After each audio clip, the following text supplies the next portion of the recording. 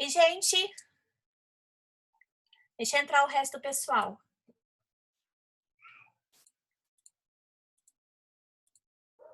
Pra gente continuar. A Tati também. Vai entrando aí, galerinha. A Ana tá entrando agora. Cadê a Cristiane? Tá faltando gente. Será que essa pandemia não vai passar logo? Não tô aguentando mais. Tô trabalhando até agora. Quem está falando? Guilherme. Oi, O Guilherme. Gui, Diga. Esse trem vai acabar logo nessa pandemia. Eu não tô aguentando mais. Tô trabalhando até 10 horas da noite. Então, eu espero que Nossa. acabe. A gente trabalha em casa, a gente trabalha o tempo todo, né? gente, Porque nunca imaginei que a você gente fosse falar trabalha o tempo isso, inteiro. mas Eu também tô com não saudade. aguento mais essa pandemia. Tô doida pra voltar da saudade da faculdade. Não, eu tô Não, morrendo eu de saudade de nunca, vocês também, nunca gente. imaginei que eu fosse falar isso, mas eu tô com saudade, você acredita? Nunca Gente, pensei. eu falei hoje Também, viu? que o que tá Nossa, hoje eu tô segurando a minha com... sanidade é exatamente as minhas aulas, porque senão você fica só em casa. E eu vou uma vez por semana lá no FAMIC para ver como é que estão os processos do NPJ, né? Como é que estão as coisas, conversar um pouco com o Zé, com o Gustavo. É isso que me dá um pouco de sanidade. Porque senão Bate acho que eu uma já tinha tristeza, ficado né, doida. professora? Oi? Bate a tristeza, né? Nossa, aquela faculdade toda vazia, muito triste, gente. Eu imagino, Nossa, nossa. é demais. Assim, a gente morre de saudade. Nossa. Falei com o meu marido hoje, falei assim, nossa, que saudade de colocar um sapato, salto, saudade de poder passear, de poder sair. Que saudade de pedir também, viu? silêncio. Gente, que saudade, viu? Que E a saudade gente, de classe em turma, como o Guilherme silêncio. falou, como a gente está em casa, você trabalha o tempo inteiro. Porque toda hora tem uma demanda para poder receber, né? Assim, normal, né, gente? Você vai resolvendo as coisas à medida que elas vão acontecendo. Quando a gente sai para trabalhar, você deixa para resolver as coisas no momento que você está lá. Quando você está em casa, você vai, à medida que as coisas vão acontecendo, você vai respondendo, né? Então, assim, de fato, acaba que você trabalha mais, né? Mas, gente, faz parte. Faz parte, né? Se Deus quiser, vai passar rápido. A Renata falou uma coisa muito engraçada. Falou assim, gente, quando você trabalha de casa, você não sabe definir o horário que Não você pega e o horário que não você termina. sabe. E é pura verdade. Não sabe. E ainda, por cima, né?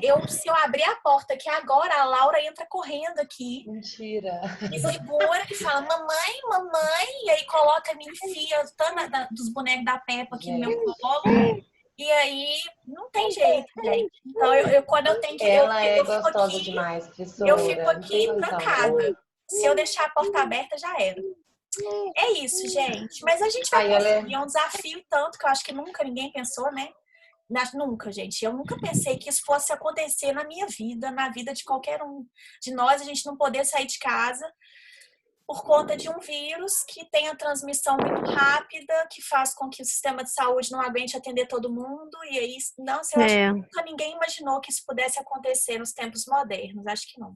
Não sei, eu nunca imaginei que isso fosse possível. Ah lá, ó, tá vendo? Ah lá, da Janaína tá lá, que gracinha. Gente, Linda. ela adora. Ela é gracinha demais, gente. Fofa demais. Mas nós vamos vencer, gente. Vamos continuar, né? Que nós vamos conseguir. No finalzinho da aula eu trago a Laura aqui pra vocês darem um beijo nela, tá? Não, o cachinho no cabelo dela, que eu não tô aguentando. Eu vi a foto de charme, gente. Ela é muito fofa. Mas vamos lá, gente. Aí eu tava falando, você ia me perguntar, Verônica. Não, eu só ia pedir, porque no finalzinho que a voz cortou, dessa parte do rol de testemunhas, que o juiz... vamos lá. Na petição inicial da Tati, que a Tati vai entrar com os embargos de terceiro, né? Ela vai colocar já o rol de testemunhas, os documentos, né, para poder comprovar que aquela constrição é injusta, ou seja, ela vai juntar ali contrato de compra e venda, né, os recibos relativos às notas promissórias que muito provavelmente foram devolvidas para ela, né, depois do pagamento. Então, ela vai juntar ali as provas que ela tem de que ela fez a compra daquele bem, inclusive, né, gente, bem anterior a esse cheque, exatamente para poder também tentar descaracterizar qualquer tipo de fraude. Tem esse detalhe, tá? E aí, o que vai acontecer? Ela também vai juntar já rol de testemunhas. O que são essas testemunhas, gente? São pessoas que saibam da situação, que saibam que houve essa compra e venda, que saibam que a Tati ela é possuidora daquele bem, né? Que inclusive achava que ela era até proprietária, não sabia nem que ela não era, que não estava no nome dela, entendeu? Então são pessoas que de fato saibam alguma coisa. Às vezes a gente não sabe muito bem, né? É engraçado, quando a gente vê isso na prática, a gente fala assim, vira para o cliente e fala assim, você tem testemunha? Aí a pessoa fala assim, testemunha? Como assim? É gente que sabe, gente, da situação. Né? Testemunha tem que saber. Testemunha tem que virar e falar assim, não, a Tati é uma excelente pessoa. Isso não adianta, tá? Testemunha tem que saber da situação. E aí, por que é que... Então, vou falar disso, Cristiane, já volto, tá? Já falo disso. Por que é que eu já apresento o rol de testemunhas na petição inicial? Porque se o juiz não se convencer ali, gente, daquela constrição, que aquela constrição é injusta, se ele tiver alguma dúvida, se ele quiser entender melhor o caso, ele vai designar uma audiência preliminar. E nessa audiência preliminar, gente, ele vai ouvir o terceiro e suas testemunhas. Tá? Então é importante você já apresentar o rol de testemunhas. Aí a Cristiane fez uma pergunta aqui. Nesse caso, pode ser parente, amigo? Parente, gente, é complicado porque quando vocês estudaram testemunhas, né, prova testemunhal lá em processo de conhecimento, vocês viram que se a pessoa for parente, ela pode ser ouvida, entretanto, ela presta, né, um depoimento sem compromisso.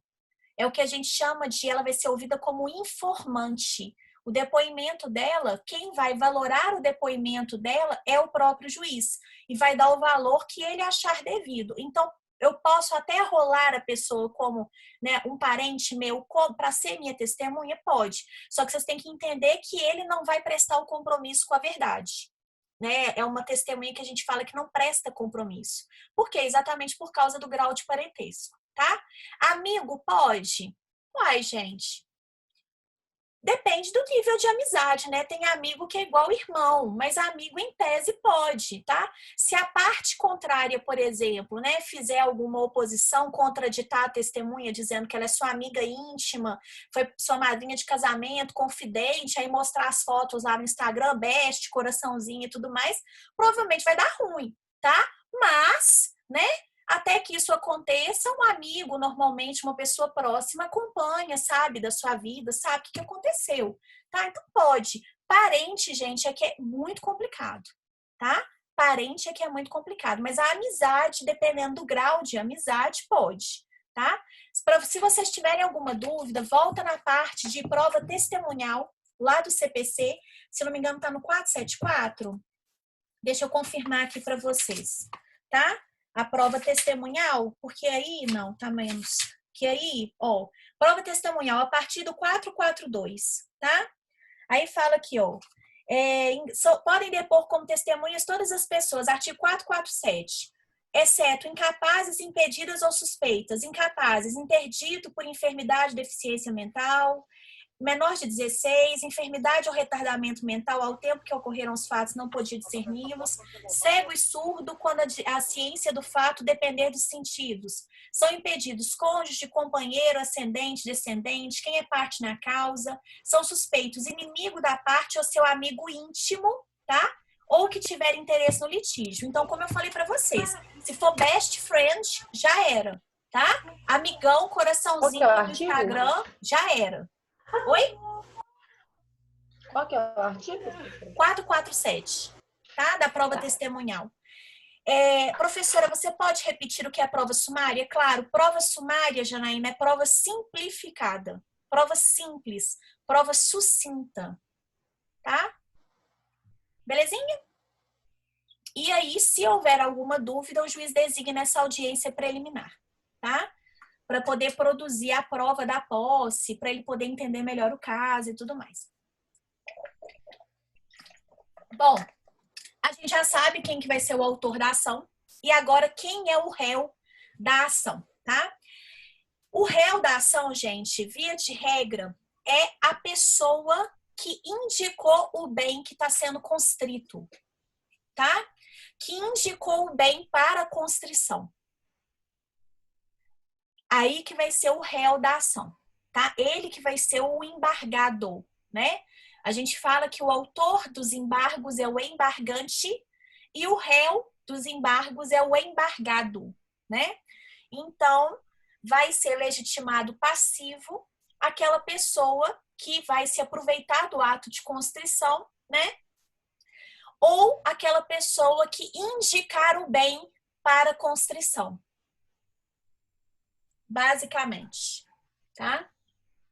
Professora, peraí, mas vamos voltar nesse exemplo, Vamos. então. No caso, já comecei a confundir todo mundo nesse processo. Calma aí. Calma, vamos Volta só um pouquinho esse embargante, embargado. calma aí. Volto sim, vamos lá. A Tati vai ser quem nesse processo? Então, ela vai ser o réu. Não, a Tati Ou é ela vai autora. ser a autora? Isso. Tá, e aí o réu vai ser quem? A Janaína ou a Cristiane? Quem que fez a Ou indicação as do bem duas? da penhora?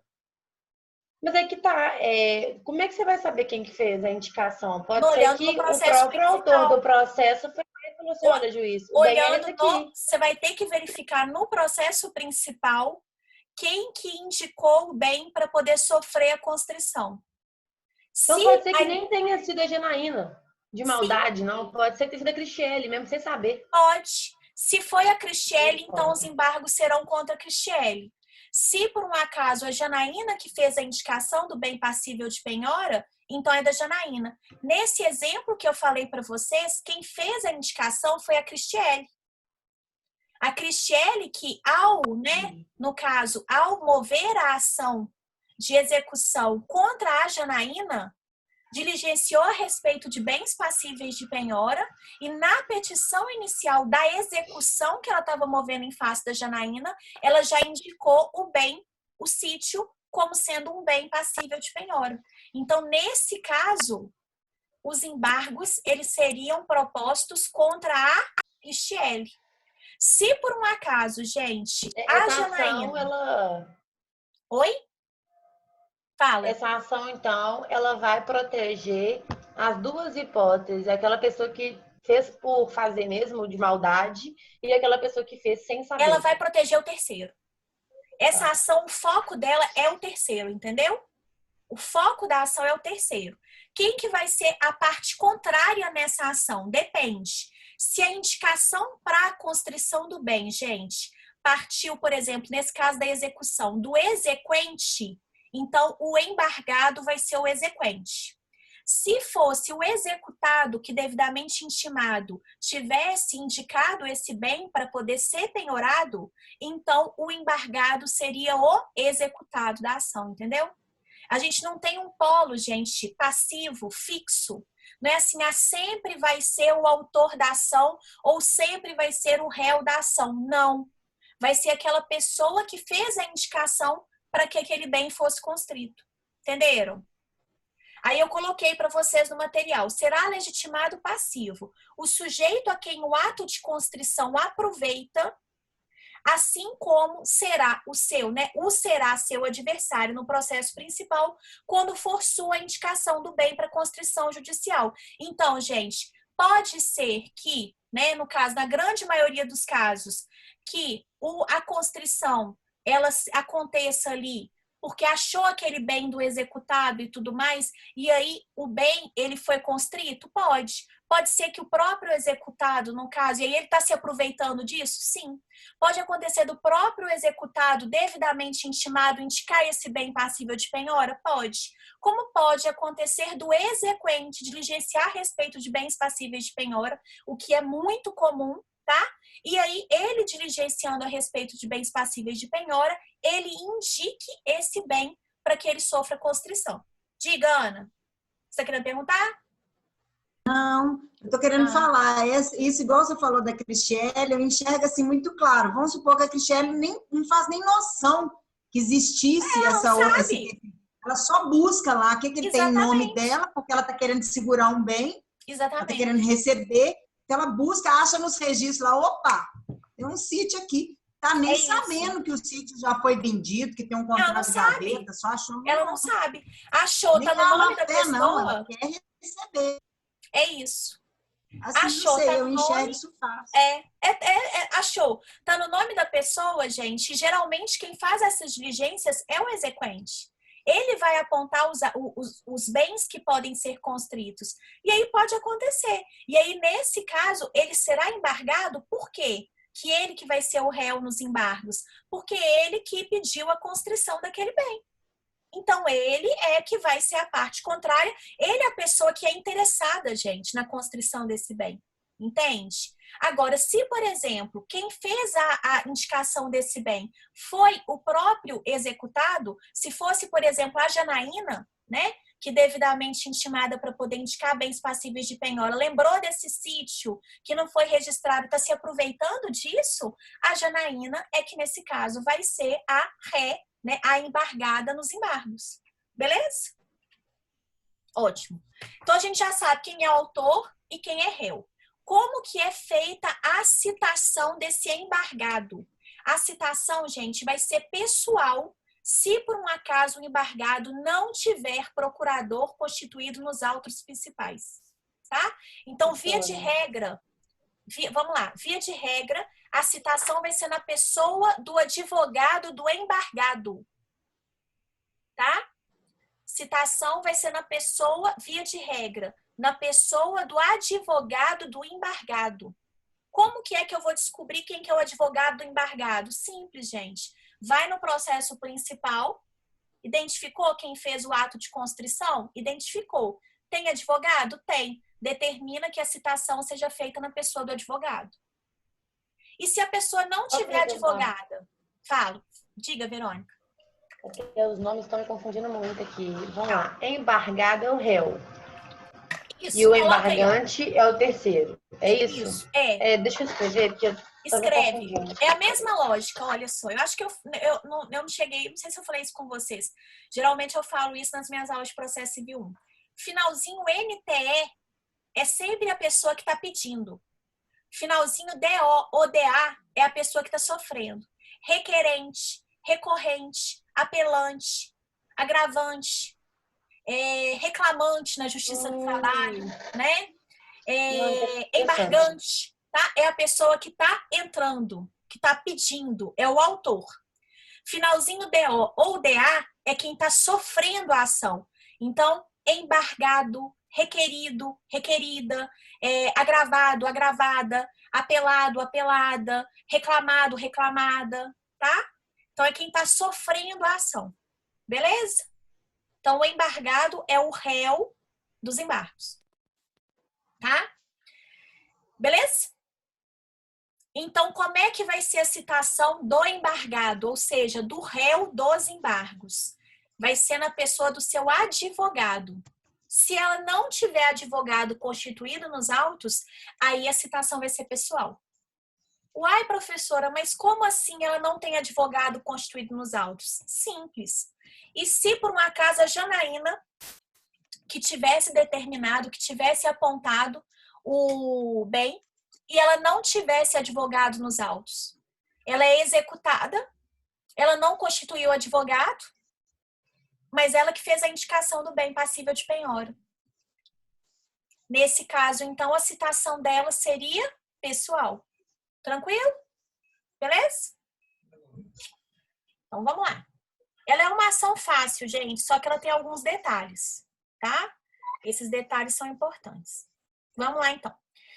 Qual que é o limite que eu tenho para poder propor os embargos de terceiro? Até qual momento que eu posso propor essa ação? Limite, gente, até o trânsito em julgado da sentença, né, no processo de conhecimento, tá? Tem isso tudo aí no meu material escrito. Se alguém tiver com ele aberto, vocês estão vendo aí, né?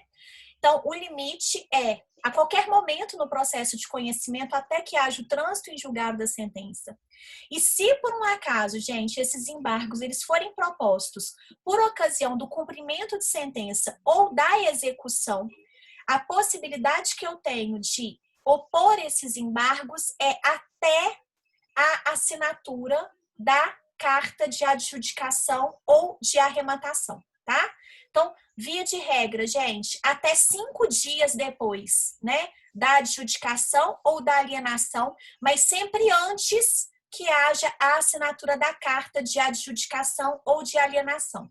Vocês lembram da adjudicação e da alienação? Vocês estudaram isso comigo semestre passado, né? A adjudicação é quando o exequente ele aceita ficar com o bem em pagamento do débito, tá? Então, foi feita a adjudicação. Aí, gente, é expedida uma carta de adjudicação que vai ser assinada pelas partes. Até então, gente, que seja assinada essa carta, foi feita a adjudicação. Até 5 dias depois, eu posso ainda propor os embargos, mas eu tenho que me ater também se a carta já foi assinada. Por que eu estou dizendo isso? Porque nem sempre, gente, a carta vai ser assinada, a carta de adjudicação ou a carta de alienação, se esse bem for por um leilão, vai ser assinado só depois de 5 dias, tá? Por isso que tem esse limite lá no artigo 675, né, do Código de Processo Civil. É até 5 dias depois da adjudicação ou da alienação, mas sempre antes da assinatura da carta de adjudicação ou alienação. O que quer dizer isso, gente? Se a carta for assinada 2 dias depois da adjudicação ou 2 dias depois da alienação, já era meu prazo. Tá? Beleza? Então, eu tenho que me ater a esse prazo. E aí, já era, professora? Mas já o que era. que... Oi? Diga. O que significa eu perco esse prazo de propor essa ação? Eu vou Já perder era, o você bem? não pode mais propor os embargos de terceiro. Aí o que você vai ter que fazer é mover uma ação de regresso contra quem te vendeu o bem. Mas você perde o bem, professora? Uai, pode perder. Como é que você Que vai isso, provar? gente? O que você vai fazer? Nossa, sério Como demais. que você vai Entendi. fazer? O que você vai fazer ali para poder tentar proteger seu bem? Não tem o que fazer. Você pode até procurar, procura, por exemplo, a Cristiele, explica para ela a situação e tudo mais. Mas imagina, gente, o bem já foi adjudicado, ela já ficou com o bem em pagamento. Ou o bem já foi vendido num leilão. Você acha mesmo que o exequente está aí para o terceiro, gente? Não está, não, né? Qual o prazo para propor a ação e a partir de quando? Então, vamos lá. Quando que é que eu posso propor os embargos? Quando eu tiver a constrição no meu bem ou a ameaça de constrição injusta no meu bem. Fiquei sabendo que o meu bem pode ser indicado para uma penhora. Fiquei sabendo, já pode mover embargos de terceiro preventivo? Pode. Então, a partir da ameaça de constrição ou da constrição. Até qual momento que eu posso propor essa ação? No processo de conhecimento, até o trânsito em julgado da decisão, tá? Né? Ou se eu tiver na fase de cumprimento de sentença ou de execução, até, né, gente, que haja até 5 dias depois da adjudicação ou da alienação, mas sempre antes da assinatura, da respectiva assinatura da carta de adjudicação ou de alienação. O que é essa carta, gente, de adjudicação ou alienação? É aquele documento que formaliza, tá? A adjudicação ou a alienação. Então, eu tenho que me ater a essa assinatura. Se essa assinatura já foi feita com 2 dias, por exemplo, né? Tem 2 dias que já foi feita a adjudicação e a carta já foi assinada. Pode propor ação? Já era. Já era. Tá? Então, tem que ficar bastante atento a essa questão do artigo 675 do Código de Processo Civil em relação ao limite para você apresentar, para você propor ação. Beleza, então, ótimo. Tranquilo? Tá? Bom, como que é feito o ajuizamento dessa ação? Né? Como é que eu faço a distribuição? Como é que é? Tá? Esses embargos, gente, eles serão distribuídos por dependência aos autos em que a constrição foi determinada. Vocês sabem o que é distribuição por dependência? Mais ou menos, vocês sabem? Vamos lá.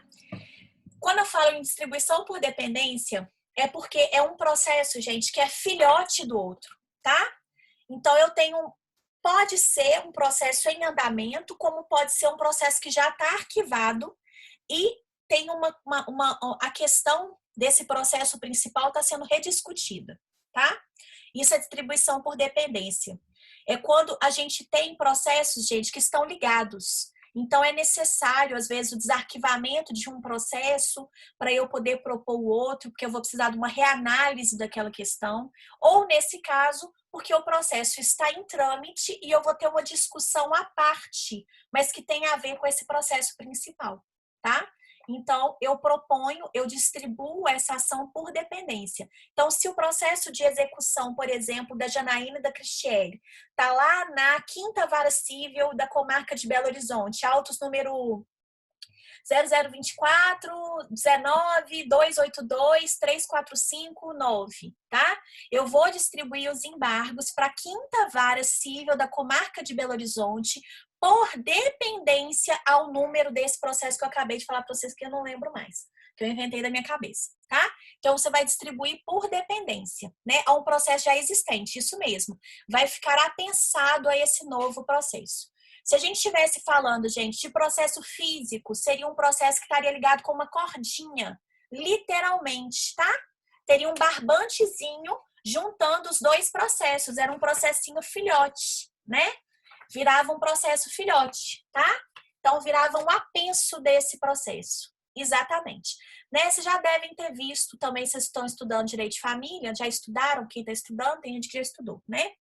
É muito comum distribuição por dependência, por exemplo, quando você vai ter uma revisional de alimentos ou uma exoneração de alimentos, que aí o processo de pensão, né, ou o processo de divórcio acumulado com pensão, ou o processo, né, de união estável acumulado com pensão, já está arquivado, você perde o desarquivamento desse processo para você poder rediscutir aquela questão dos alimentos. E aí tem uma distribuição por dependência também, tá? Beleza? Então, em regra, a distribuição será por dependência aos autos do processo em que houve a constrição, né? Em que está sendo discutido ali aquele bem, tá? E se por um acaso a gente tiver uma execução por carta?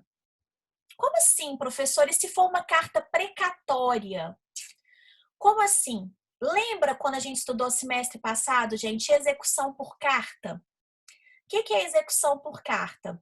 A execução está tramitando em um lugar, mas os bens, eles estão em outro lugar, tá? Isso pode acontecer, inclusive, numa tutela cautelar? Pode, né? Pode acontecer, de eu fazer a constrição de bens em Belo Horizonte, de eu determinar por meio de carta precatória a constrição de bens em Nova Lima, em Contagem, tá? Isso é feito por meio de carta precatória, nessa constrição, tá? Então, gente, se eu tiver uma execução por carta, por exemplo, e aí vamos supor, nesse caso, suponhamos que o sítio fica em Nova Lima, o sítio que a Tati comprou, tá? E a discussão da execução está sendo feita aqui em Belo Horizonte. Então, o que aconteceu? A constrição ela foi feita por meio de carta precatória. A execução foi feita por meio de carta precatória. Então, foi feita a penhora do bem lá na comarca de Nova Lima, para que posteriormente esse bem seja levado a um leilão lá em Nova Lima. Né? A gente discutiu isso no semestre passado, que às vezes era mais interessante fazer a execução por carta e tudo mais, por causa do leilão, enfim, tá? Nesse caso, aonde que a Tati vai mover os embargos? O artigo, gente, 676, ele responde isso pra gente, tá? Se por um acaso a constrição ela for determinada por carta precatória, os embargos eles vão ser oferecidos no juízo deprecado. O que é o juízo deprecado? O juízo que recebeu a carta precatória para cumprimento, ou seja, o juízo de Nova Lima, tá? A não ser, gente, que a constrição já tenha sido determinada, especificada pelo juízo de Belo Horizonte, então o próprio juízo de Belo Horizonte já tivesse apontado especificamente aquele sítio, né? Porque aí a Cristiele, ela já descobriu que o sítio estava lá em Nova Lima, e aí ela então já apontou especificamente, e aí na carta precatória já veio essa determinação de que aquele sítio que seria penhorado, tá? Ou se por um acaso, gente, a carta já tivesse sido devolvida para Belo Horizonte. Por que se a carta já tivesse sido devolvida para Belo Horizonte, eu tenho que fazer o ajuizamento dos embargos aqui? Porque, vejam, é só para vocês entenderem qual que é o trâmite, que aí vocês conseguem entender por que disso. Quando eu faço, gente, uma citação por meio de carta precatória, ou mesmo uma execução por meio de carta precatória, a carta ela é distribuída para a comarca, né, para o juízo deprecado, tá? Juízo deprecante, ele distribui essa carta para o juízo deprecado. E aí vai chegar lá no juízo deprecado, gente, vai formar um processinho com número, com tudo, tá? O juízo, então, deprecado, que é o juízo da comarca lá de Nova Lima, vai determinar que um oficial de justiça cumpra aquela carta, né? Cumpra aquela carta precatória, tá? E aí, então, ele fica ali, gente, ativo até o cumprimento da carta precatória. Cumpriu a carta precatória, juntou no processo, gente, já não tem mais nada para poder fazer, o processo volta para Belo Horizonte. Então, se nesse meio tempo o processo já voltou para Belo Horizonte, não tem mais nada ali em Nova Lima. Então, não tem como você distribuir por dependência lá em Nova Lima, porque não tem mais ação nenhuma. E aí, necessariamente, vai ter que ser distribuído aqui em Belo Horizonte. Beleza? Tranquilo? Então, vamos lá, tá? Aí, gente, então já foi feita a citação, foi feito o ajuizamento da ação, foi feita a citação, e aí, o que acontece? Quando o juiz ele vai despachar essa petição para determinar a citação do embargado, ele vai verificar, lembra que eu falei para vocês que ele vai verificar ali a questão da posse ou da propriedade, que ele pode inclusive designar uma audiência? É porque, gente, ele decide liminarmente a respeito da suspensão dessa constrição. Então, o juiz ele pega a petição inicial, verifica as provas que você juntou. Se ele não se convencer, ele determina uma audiência preliminar com a participação do terceiro e das suas testemunhas apenas, tá? E aí ele decide se ele vai suspender a constrição ou não. Se ele suspender a constrição, gente, o que ele vai fazer? Ele vai determinar a citação da parte, né, do embargado, e já vai, inclusive, intimá-lo que aquela constrição foi suspensa provisoriamente, tá? É o que diz o artigo 678. É uma decisão provisória, é uma tutela provisória. E aí eu gostaria que vocês pesquisassem para a próxima aula qual que é a natureza jurídica dessa tutela provisória. Ela é uma tutela antecipada, ou seja, ela é uma tutela de urgência, ou ela é uma tutela de evidência? E aí, olha só, prestem atenção na redação do artigo. A decisão que reconhecer suficientemente provado o domínio ou a posse determinará a suspensão das medidas constritivas sobre os bens litigiosos, bem como manutenção ou reintegração provisória da posse, se o embargante a houver requerido. Então, se eu fizer um requerimento na minha petição inicial, e geralmente é feito, de constrição provisória, de suspensão da constrição provisória, gente, o juiz já despacha a petição inicial e já defere ou indefere essa minha tutela, tá? E aí, qual que é a pesquisa que eu quero que vocês façam? Essa tutela provisória tem natureza jurídica de contestar, de tutela antecipada ou de tutela de evidência? Ela é uma tutela de urgência, que está fundamentada em probabilidade do direito e periculo in mora, ou ela é uma tutela de evidência, que está fundamentada ali num direito escancarado, evidente? Qual que é a natureza jurídica? Vocês vão achar isso aí, tá? Tem discussão aí a respeito desse tipo de tutela. Inclusive, gente, o juiz, para que ele possa condicionar essa suspensão dessa constrição provisória e a ordem de manutenção de posse ou de reintegração de posse, ele pode virar para o embargante e falar assim, tudo bem, só que você vai ter que pagar uma caução. Então, ele pode condicionar essa ordem ao pagamento de uma caução. Obviamente, deixando, né, de cobrar a caução se a parte for economicamente hipossuficiente. Tranquilo? Beleza? Beleza? Doutora, só um minutinho. Tá. O juiz pode condicionar uma caução aí nesse caso, você fala em face do embargante. Se ele achar e tiver todas aquelas ideias de causar algum dano a outra parte. Exatamente. A lógica é essa. Dá para você, então. Não, então dá para você argumentar tanto como tutela de evidência como tutela de urgência. É isso que eu quero que vocês procurem.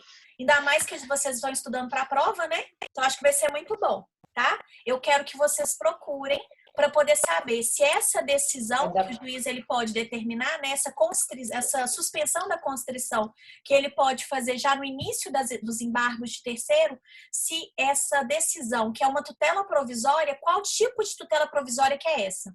Se é uma tutela de urgência, então antecipada, antecipando efeitos pretendidos ao final do processo, mas como tutela de urgência, baseada em periculum in mora e fumus boni iuris, tá? Ou se por um acaso é uma tutela de evidência por conta dessa questão do reconhecer suficientemente provado. Esse reconhecer suficientemente provado quer dizer um direito evidente ou quer dizer uma probabilidade de direito? É isso que eu quero que vocês pesquisem. Tá? Na próxima aula. E outra coisa, a parte que pede isso, no caso embargante, é que solicita essa na petição inicial dos pode embargos, deferir assim de ofício. só se o embargante pedir na petição inicial é que o juiz pode conceder, tá? O artigo é bem claro, olha só. Se o embargante a houver requerido. Se o embargante não requerer, o juiz ele não pode dar essa decisão de ofício, tá? De jeito nenhum. Bom, aí, gente, então, a parte contrária é citada, né, o embargado, tá? E ele vai oferecer contestação em qual prazo? 15 dias. Feito isso, segue o procedimento comum. Eu vou explicar, Tati. Feito isso, segue o procedimento comum. O que é o procedimento comum, gente? Depois da contestação, a gente tem, então, as providências preliminares, né, que seria a réplica. Depois da réplica, o processo, então, vai haver o julgamento conforme o estado do processo, e aí o juiz vai determinar a especificação de provas, designar a audiência de instrução e julgamento e sentenciar o processo, tá? Então, segue o procedimento comum, né? Aí, depois da contestação, segue o procedimento comum, tá? E aí, gente, a sentença dos embargos, né? Como é que é essa sentença? Se for julgado procedente o pedido, ou seja, se for acolhido o pedido inicial, quer dizer que o pedido foi julgado procedente, o juiz, então, ele vai declarar cancelada a constrição, tá? Ele vai declarar que aquela constrição seja cancelada, ok? E aí, o que ele vai fazer, gente? Vai, no caso, né, pedir o cancelamento dessa constrição e vai reconhecer, então, o domínio, a manutenção da posse ou reintegração de posse do terceiro em relação a esse bem de forma definitiva, reconhecendo o direito do embargante. Beleza? Tranquilo? Só repetir aqui para a Tati a pesquisa. O artigo 678 diz que o juiz, Tati, ele pode já, né, no caso, ao despachar a petição inicial, se o embargante tiver pedido, ele já pode conceder uma suspensão dessa constrição de forma temporária, tá? De forma provisória. Isso ele faz com base numa tutela provisória. Eu quero que vocês me falem, pesquisem, qual que é a natureza dessa tutela provisória. Ela é uma tutela de evidência ou ela é uma tutela antecipada? É isso que eu quero que vocês pesquisem. Beleza? Estamos no último minuto, queridos. Roberto, aí, claro que aí ele paga o de TBI e tal, né? Tem que pagar, ué. Nossa, depois de um susto desse, né? Depois de um susto desse, tem que pagar, pelo amor de Deus, né? Gente, ó, estamos no último minuto. Na próxima aula, eu faço a revisão com vocês e antes da revisão eu volto no finalzinho dessa matéria pra gente terminar. Que eu acho que também hoje eu já falei bastante coisa, né? Tem bastante informação na cabeça de vocês, né? Foi isso. Tá? Então eu volto nessa matéria, a gente termina ela e eu faço a revisão, tá bom? Tá bom, combinado. Um beijo, Obrigada. gente. Qualquer coisa me chama no WhatsApp, tá? Beijo enorme pra vocês. Beijo. Beijo. Tchau.